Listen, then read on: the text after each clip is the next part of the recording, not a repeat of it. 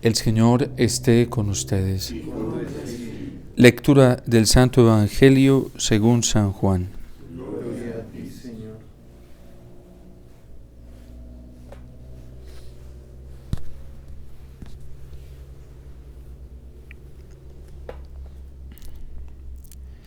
En aquel tiempo dijo Jesús a sus discípulos: Ahora me voy al que me envió, y ninguno de ustedes me pregunta: ¿a dónde vas? Sino que por haberles dicho esto, la tristeza les ha llenado el corazón. Sin embargo, les digo la verdad: les conviene que yo me vaya, porque si no me voy, no vendrá a ustedes el Paráclito. En cambio, si me voy, se los enviaré. Y cuando venga, dejará convicto al mundo acerca de un pecado, de una justicia y de una condena. De un pecado porque no creen en mí. De una justicia porque me voy al Padre y no me verán.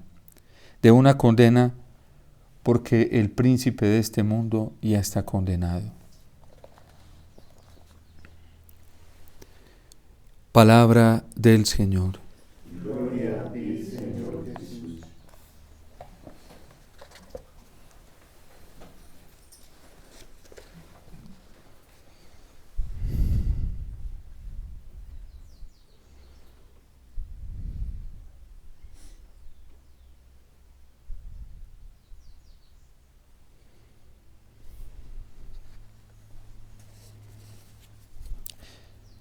La solución de toda la problemática que vive la humanidad hoy y de lo que vive la misma Iglesia, dentro de todo lo que vemos, los escándalos, la amenaza de una tercera guerra mundial, las destrucciones ya entre algunas naciones, donde estamos viendo que eso cada vez se incrementa con mayor intensidad, las catástrofes naturales que hoy están bastante implementadas, el degrado de la sociedad humana que ya vive en contra de la naturaleza misma de la persona humana en las diferentes fases de la dignidad de la persona, como la sexualidad, con todo esto que vemos de la ideología de género y en donde ya vemos en la práctica cosas que antes ni siquiera se pensaban, pero que hoy no solamente se admiten dentro de una sociedad civil, sino que incluso ya se admiten de manera corrompida y extraña, sí, dentro de la misma Iglesia, sobre todo en el criterio y en la conciencia de algunos cristianos. Es decir, esto es un fenómeno que está tocando a toda la humanidad y que se ha filtrado y ha tocado también los mismos criterios del principio moral dentro de la Iglesia y dentro de los principios doctrinales, porque aquello que concebía o ha concebido la fe, ¿sí?, arraigada en la palabra de Dios, arraigada en la tradición de la Iglesia, arraigada también en el magisterio de la Iglesia, aquello que la Iglesia misma había concebido, hoy ya no solamente se pone en tela de juicio, sino que se mira de una manera relativista. El Papa Benedicto XVI lo advertía muchísimo frente a muchas realidades hoy en la humanidad y sobre todo el peligro con el cual se veía amenazada la Iglesia. De todo este relativismo, de toda esta dictadura, sí, que está transformando todo y que nos está imponiendo una nueva forma de mirar la persona humana, una nueva forma de mirar a Dios, una nueva manera de mirar a Jesucristo, una nueva manera de mirar la Iglesia. Basta pensar hoy en qué tienen puesta la esperanza muchos cristianos: en soluciones humanas, en partidos políticos. Hoy mismo en Colombia hay una euforia, ¿sí?, de una esperanza malsana que no es cristiana en héroes humanos, en héroes políticos. Y la pobre gente, en un momento en el que se encuentra llena de pavor, de miedo, porque esto es lo que han sembrado, miedo y pavor, se avalancha y se inclina por estas esperanzas. Y hay héroes que son los que van a salvar la patria. Y hay partidos políticos. Y hay parlamentarios que son los que van a salvar la patria. Hay héroes. Hay héroes dentro de la iglesia que son los que van a salvar la iglesia. Son héroes humanos. Hay instituciones dentro de la iglesia que ya tienen la etiqueta y el trofeo de la victoria y la salvación de la iglesia. Hay personas que son las que van a salvar la iglesia y que van a salvar la vida cristiana y que van a salvar a los demás. A eso hemos llegado hoy. A tener la esperanza en fuerzas temporales, en fuerzas humanas, en tácticas humanas, incluso disfrazadas de espiritualidad, disfrazadas de un discernimiento cristiano, pero son tácticas humanas. Al fin de cuentas, aunque se pongan este manto y aunque se pongan este vestido, no dejan de ser fuerzas humanas, que ¿cómo van a quedar? Frustradas.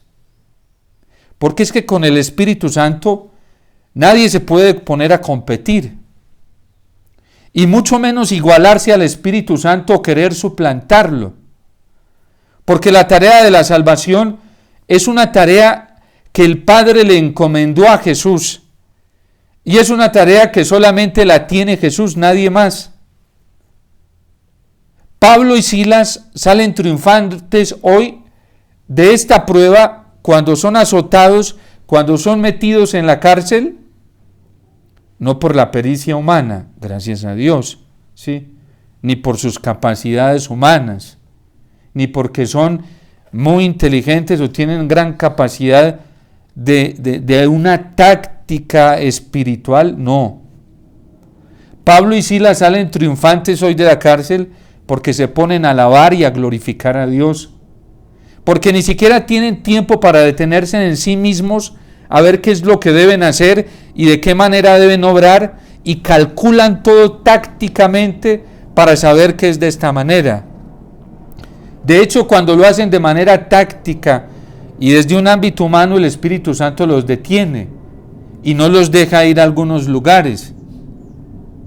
Dicen los libros de los Hechos de los Apóstoles que habían partido con la intención de ir a cierta ciudad y que el Espíritu Santo los detuvo y les cambió la orientación. Y así le pasó en varias ocasiones a San Pablo.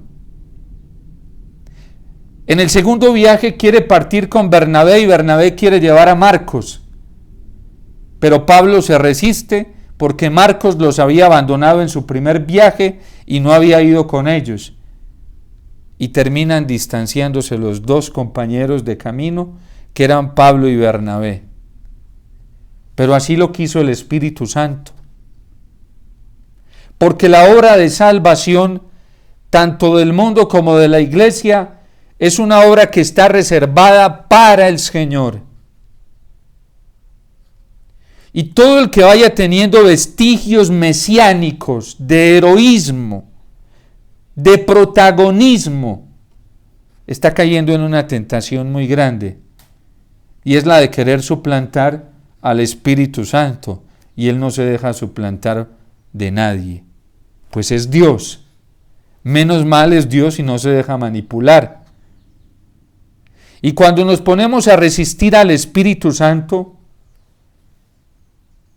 y a combatirlo y a hacer las cosas a nuestra manera, terminamos muy mal. Y por eso vienen sufrimientos, pataletas interiores y a la vez exteriores que no son queridas por Dios. Porque cuando un corazón no es dócil a la voluntad del Señor, no es dócil a la acción del Espíritu Santo, no es dócil al querer divino, no es abierto porque ya tiene un proyecto hecho establecido en su interior y se impone que tiene que ser así de esa manera, va a sufrir mucho. La iglesia que se cimienta en la fe de los apóstoles siempre ha sido abierta a la acción del Espíritu Santo, porque ella sabe que el futuro no depende de ella, el futuro depende de la acción de Dios. Y por eso tenemos esperanza cristiana, porque la esperanza cristiana nos enseña en primer lugar a ser abiertos y a renunciar a nuestros propios esquemas, proyectos y orientaciones para solucionar el futuro. Y si no renunciamos a eso, nos va a ir muy mal. Porque las cosas no tienen que ser como yo las piense, como yo las diga, como yo las tengo establecidas, o como ciertas comunidades las tienen establecidas, o como ciertos líderes las tienen establecidas, o como ciertos auges de orientación espiritual las tienen establecidas, sino como el Espíritu Santo las orienta. Y por eso la esperanza cristiana nos exige una apertura muy grande y un abandono muy grande en las manos del Señor. No caigamos en la tentación que es muy común y constante de tentar a Dios igualándonos al Espíritu Santo. Porque al único que le corresponde esa tarea de convencer a los hombres, a la humanidad y al mundo en lo referente al pecado, es al Espíritu Santo. A ninguno de nosotros nos dieron esa tarea, gracias a Dios, porque es una tarea muy dura, ¿sí? Convencer a alguien que está en el error, eso no es para nosotros, ¿sí? Eso le toca al Espíritu Santo. A nosotros nos toca, como Pablo y Silas, orar. Esa es nuestra tarea, dedicarnos a orar, a gozarnos la vida en Dios, a alabarlo, bendecirlo y a disfrutar la gracia de su amor. Lo demás lo hace el Espíritu Santo. Cambiar personas, transformar instituciones, purificar instituciones no es tarea nuestra. Gracias a Dios la iglesia nos lo enseña y la misma palabra de Dios, porque el único que purifica es el Espíritu Santo. Y por eso el Señor nos invita hoy a la alegría. Deberían alegrarse de que yo me vaya porque les conviene. Cuando yo me vaya, Él vendrá. Vendrá el Espíritu Santo y será Él quien convenza al mundo. Pero si nosotros, por esa falta de apertura, de humildad también, porque esto requiere humildad, la esperanza cristiana requiere mucha humildad, ¿sí? Para tomar conciencia de que la salvación del mundo no depende de mí, de que la salvación de la iglesia no depende de mí, de que la salvación de mi familia no depende de mí, de que la salvación de los hombres no depende de mí, depende del Espíritu Santo, que el cuidado y la protección de los hijos, el cuidado y la protección de una institución como la iglesia y de otras tantas que hay dentro de la iglesia, comunidades religiosas, vida sacerdotal, vida religiosa, la vida matrimonial, el cuidado y la protección no depende de mí. Eso requiere humildad, muchísima humildad en la verdad de Dios. De que una persona no caiga en el pecado y no caiga en el error no depende de mí, depende del Señor, depende del Espíritu Santo. Cuando venga Él, los convencerá en todo lo referente al pecado. De que alguien esté en gracia de Dios no depende de una persona, no depende de una institución, no depende de una comunidad, Depende del Señor, que es el único que da la gracia para no caer en la tentación. Por eso le decimos en el Padre Nuestro, no nos dejes caer en la tentación. Gracias a Dios no está incluido dentro del Padre Nuestro para no caer en la tentación una súplica dirigida a una persona o a una comunidad. Gracias a Dios, es al Padre, ¿sí? Estamos viviendo una realidad idolátrica dentro de la iglesia. Pareciera que hoy tuviéramos que cambiar las peticiones del Padre Nuestro, ya no dirigidas al Padre, sino dirigidas a ciertos grupos que hay dentro de la iglesia, dirigidas a ciertas comunidades que son las únicas que dan la posibilidad de vivir en gracia de Dios y de vivir la conversión, ¿sí? O a ciertos criterios de predicadores que son los que establecen de qué manera se vive en gracia, de qué manera se vive en santidad, de qué manera se vive en comunión con Dios, o a ciertas reflexiones teológicas de algunos peritos muy importantes, que son los que establecen hoy cómo se sostiene una vida espiritual y cómo se sostiene la relación con el Señor, y son los que tienen establecido cómo se entra al cielo, cómo se entra al reino de los cielos y cómo se salva a uno. Pero ya no es el Padre, ya no es el Evangelio, ya no es Jesucristo. ¿Qué tengo que hacer?, le pregunta el carcelero a Pablo y a Silas. Y Pablo es muy claro, sí, demasiado claro. Dice: señores, ¿qué tengo que hacer para salvarme? Es la pregunta que se está haciendo la humanidad hoy. Es la pregunta que muchos están haciendo dentro de la iglesia. Señores, ¿qué tengo que hacer para salvarme?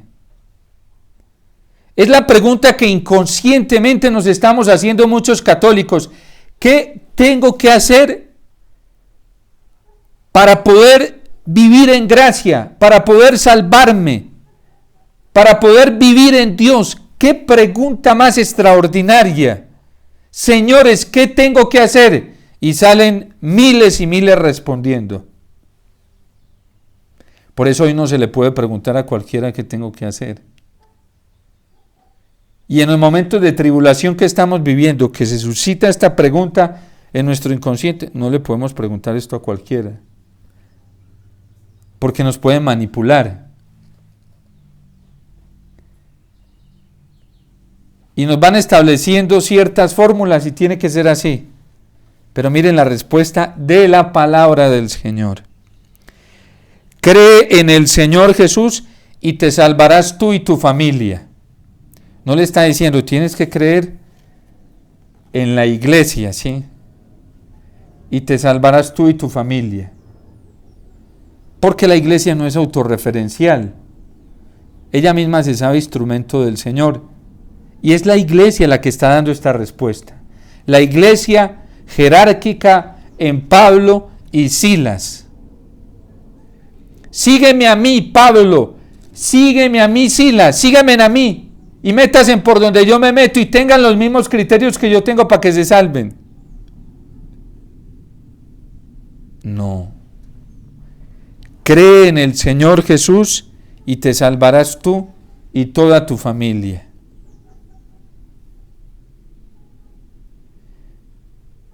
Pero escuchamos expresiones como estas: si tú no haces estas prácticas, no vas a llegar al cielo.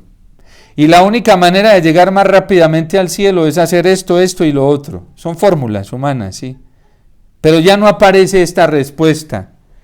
Cree en el Señor Jesús y te salvarás tú y toda tu familia.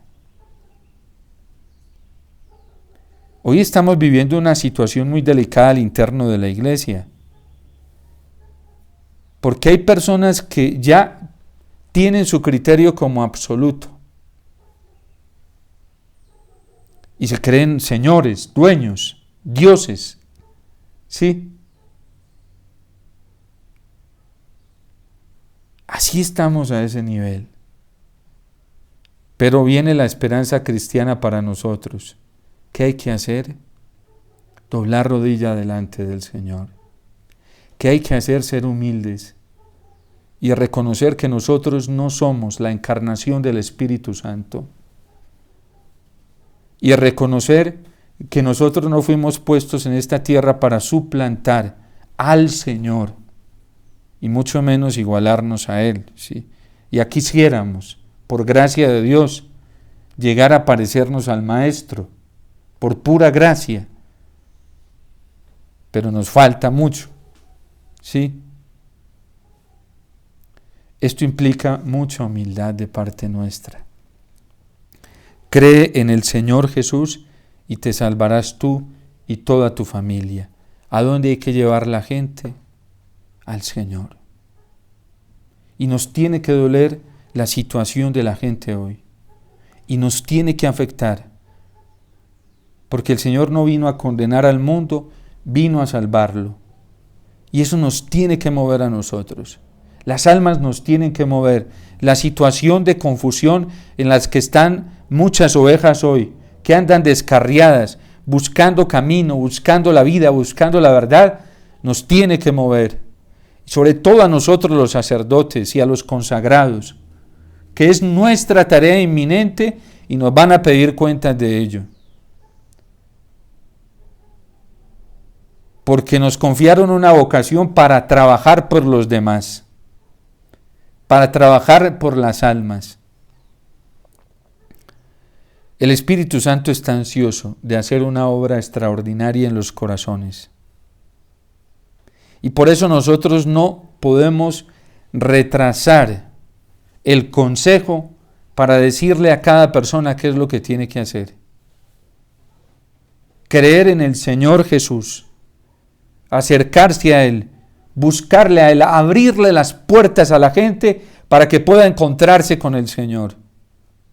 No hacer lo que se hizo por una tentación muy tremenda en la que muchos cayeron dentro de la iglesia al inicio de pandemia, cerrarle las puertas a las almas para que no se encontraran con el Señor. Y uno puede ser obstáculo para las almas de muchas maneras. Nuestra tarea está en llevar a la gente al Señor. No conducirla a personas, llevarlas al Señor. Y el Señor está repartiendo gracias, dones extraordinarios sobre muchos instrumentos para que conduzcan rápidamente esas personas al Señor. Y hay que llevarlas a la Eucaristía, al Santísimo. Y hay que llevar a la gente a tomar conciencia de que en el Señor está absolutamente todo y que en la Eucaristía está todo y que en su palabra está todo y hay que facilitarle a la gente esa posibilidad. Menos mal el Espíritu Santo no amarró a Pablo, no amarró a Silas y a Bernabé, ni a los apóstoles. Los empujó para que dieran esta noticia por todo el mundo. Y entre más intentaban amarrar a Pablo, más lo soltaba el Espíritu Santo.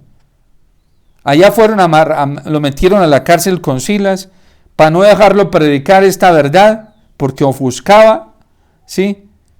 Y allá el mismo Espíritu Santo fue y les abrió las puertas. Cuando un instrumento es de Dios, no hay nadie que lo detenga. Nadie. Nadie, nadie. Porque cuando el Espíritu Santo es el dueño, Él hace lo que quiera y se impone por encima de cualquier voluntad humana. Al Espíritu Santo, gracias a Dios, nadie lo puede amarrar.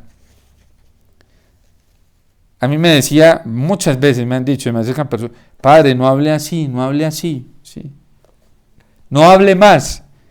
Casi que me dicen, ya, quédese guardadito, calladito, ¿sí? Y a mí me asombra ver lo que hace el Espíritu Santo.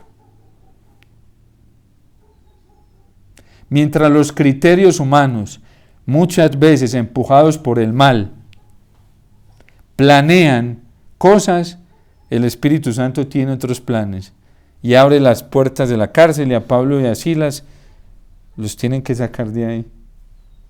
Y termina esto con algo muy extraordinario. la conversión de este carcelero. Y luego también esto le generó dificultades a Roma, ¿sí? Porque habían metido injustamente, ¿sí?, estropeando el derecho romano y la justicia romana, sin darse cuenta, habían metido un ciudadano romano. Pablo tenía su ciudadanía romana, lo habían metido sin un juicio justo como lo hacía Roma. Y cuando van a sacar a Pablo le dice, me van a sacar así, sabiendo que yo soy ciudadano romano. Y el pretor tuvo que disculparse con Pablo y se llenó de miedo. Al Espíritu Santo nadie lo puede amarrar, ¿sí? Entonces pidámosle al Señor hoy, por eso el salmista se llena de alegría, ¿sí? Te doy gracias, Señor, de todo corazón, porque el que tiene la autoridad es el Señor, y cuando nos dirigimos al Señor y nuestro corazón se confía en el Señor y tiene su esperanza en el Señor, hay libertad en el interior del corazón, hay paz y alegría, mucha alegría, ¿sí? Cuando no vivimos en esa dependencia absoluta del Señor y vivimos en una dependencia de nuestros criterios, de los demás, de lo que los demás hagan, de lo que el mundo hace, nos va muy mal, muy mal. Y eso trae mucha amargura al corazón. Así por fuera se sonría, ¿sí? Es que lo que importa en la vida del Espíritu es por dentro, ¿sí? Por eso tenemos que pedirle al Señor mucha apertura, al Espíritu Santo, mucha humildad, ¿sí? Y mucha renuncia. Esto exige renuncia a nosotros mismos, a nuestros proyectos, a nuestros criterios, a nuestro modo de ver y orientar la vida, hasta aún espiritualmente hablando. Porque si en un tiempo como el que estamos viviendo, nosotros no somos abiertos, no somos humildes y no renunciamos a nuestros propios criterios, por muy buenos que sean, nos perdemos de la acción del Espíritu Santo. Y la tentación de quererlo controlar todo y de controlarnos a nosotros mismos, aún en la vida espiritual, es muy terrible. Y una persona controladora, aún en el ámbito espiritual, es muy dañina. Muy dañina. Y más cuando se utiliza a Dios. Porque podemos estropear la obra del Espíritu Santo. Y acabarnos a nosotros mismos y hacerle mucho daño a las obras que son de Dios. Por eso esto exige renuncia, y renuncia total, como lo hicimos en el bautismo, a nosotros mismos, a nuestros modos de ver y orientar la vida, y total e inmediata, porque si no lo hacemos nos perdemos, y nos podemos perder muy fácilmente. Hoy el Señor nos ofrece esa esperanza, ese auxilio del Espíritu Santo, y Él será en que Él se encargue de convencer al mundo en todo lo referente al pecado, al juicio y a la justicia. Yo siempre le digo a la gente, en los retiros cuando voy, usted quiere que su familia se salve, dedíquese a buscar crea en el Señor, búsquelo a Él perdidamente. Pero hay gente que a toda hora se la pasa pidiendo por su esposo, por sus hijos, y su conversión, ¿qué? Y su transformación, ¿qué? Cuando tú te conviertas al Señor de todo corazón y verdaderamente camines en santidad, lo otro sucederá espontáneamente, sin que tengas que hacer el menor esfuerzo. Tu esposo, tus hijos, tu esposa. Pero si nos volvemos tan tácticos humanamente, estropeamos la obra del Espíritu Santo. La salvación de los demás depende de la credibilidad nuestra en el Señor. Mire lo que le dice Pablo: cree en el Señor Jesús tú, Cree tú en el Señor Jesús y te salvará tu familia. Cree tú. Sí, se lo dice de manera singular. Cree tú en el Señor Jesús y te salvarás tú y toda tu familia. Ay, Padre, mi familia. No, déjesela al Señor. Yo me acuerdo aquí en la comunidad nos decían mucho al principio, preocúpese por las cosas del Señor, que Él se preocupa de las suyas. Pero tenemos que dejar trabajar con humildad al Espíritu Santo en nuestro corazón y dejar de intrometernos en lo que le corresponde al Señor y que lo hace muy bien y lo sabe hacer muy bien. Porque es que nos vamos cayendo en esa tentación de suplantar al Espíritu Santo, como nos lo advertía el Papa Francisco el año pasado a los sacerdotes, y nos vamos volviendo collarejos y hasta le decimos al Espíritu Santo qué es lo que tiene que hacer. Y ya la gente viene en el Santísimo, no a pedirle al Señor que se haga su voluntad, sino a decirle qué es lo que tiene que hacer. Y viene a dialogar con el Señor, pero a contarle lo que ya sabe, ¿sí? Lo que ya es resultado de su discernimiento y no a preguntarle él qué piensa, ¿sí? Y hay gente que ya lo tiene todo solucionado y viene al sagrario a contarle al Señor eso. Eso no es una oración humilde, ¿sí? Eso es una oración cargada de soberbia, porque el pobre no es así. El pobre de espíritu siempre le está preguntando al Señor, que es el que sabe. El pobre de espíritu no sabe nada. Incluso la oración que hace, la hace inspirada por el Señor, porque Él le muestra qué es lo que debe pedir. El soberbio no. El soberbio ya lo sabe todo, viene a contarle al Señor lo que tiene planeado realizar y a decirle al Señor que se ajuste a sus planes.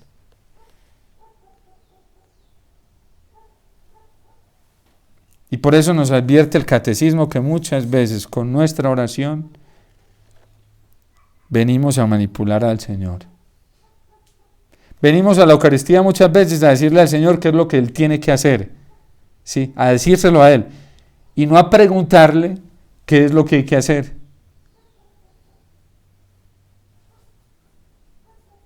Eso es como en la dirección espiritual. Hay gente que busca la dirección espiritual para decirle al director espiritual qué es lo que tiene que hacer y no para preguntarle al director espiritual qué es lo que hay que hacer. Y caemos en esas tentaciones. Y lastimamos al Señor. Y lo hacemos sufrir. Y nos perdemos la oportunidad, por falta de humildad, de dejarnos guiar del Espíritu Santo.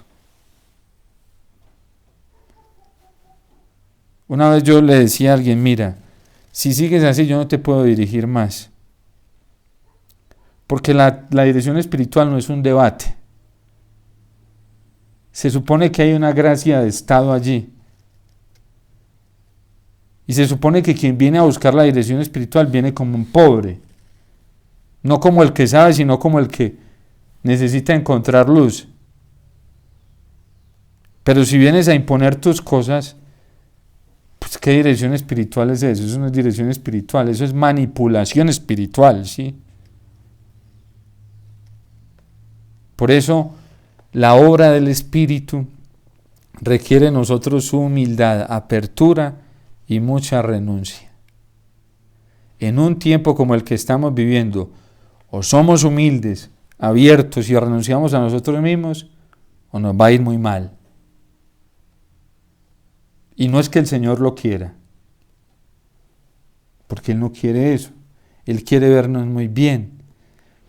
Entonces, vayamos poniendo cuidado con nuestra vida espiritual ahora que nos estamos preparando para Pentecostés, ¿sí? Y abiertos en una realidad de pobreza espiritual muy alta. Seamos humildes con el Señor, que Él es Dios. El único que salva es Él, no somos nosotros, ¿sí? No tenemos la capacidad de salvarnos nosotros mismos ni de salvar a nadie. Solo es el Señor. Y eso lo tuvo claro Pablo, y eso fue lo que predicó, ¿sí? Y todos los que creyeron esto vivieron la gracia del Señor. Que el Señor nos ayude en estos tiempos de tanta confusión, de tanta dificultad, en estos momentos en que la soberbia humana se está alimentando cada vez más, porque hay más posibilidad de alimentarla incluso con la misma vida espiritual. Y recuerden que por la soberbia, Satanás dejó de servirle al Señor, fue por pura soberbia. El pecado más grande que cometió el demonio fue pura soberbia, querer hacer las cosas a su manera. Y contagió a Adán y Eva de lo mismo. El fin que Dios quería lograr, Satanás también se lo propuso a Adán y Eva, pero a la manera de ellos, no a la manera de Dios. Y no hacer la voluntad de Dios es muy grave, porque lo estropeamos todos. Ya vimos lo que pasó en el cielo, en primer lugar con el pecado de los ángeles, y ya vimos lo que pasó en el paraíso con el pecado de nuestros primeros padres. Por eso, bienaventurados los pobres de espíritu, los que no saben nada ante Dios, le preguntan, se dejan guiar por Dios, ¿sí? Porque de ellos es el reino de los cielos. Qué desgracia para los ricos de espíritu. Qué desgracia. Porque también tiene unas consecuencias. Y ya lo vemos en los ángeles caídos y lo que pasó con nuestros primeros padres. Por eso, en este tiempo en que el Señor nos promete el Espíritu Santo y nos dice que será Él quien nos convenza, pidámoslo, dejémonos guiar por el Espíritu Santo y pongámonos delante del Señor como pobres, que la soberbia nos acaba. Dios te salve María, llena eres de gracia, el Señor es contigo, bendita tú eres entre todas las mujeres y bendito es el fruto de tu vientre Jesús. Santa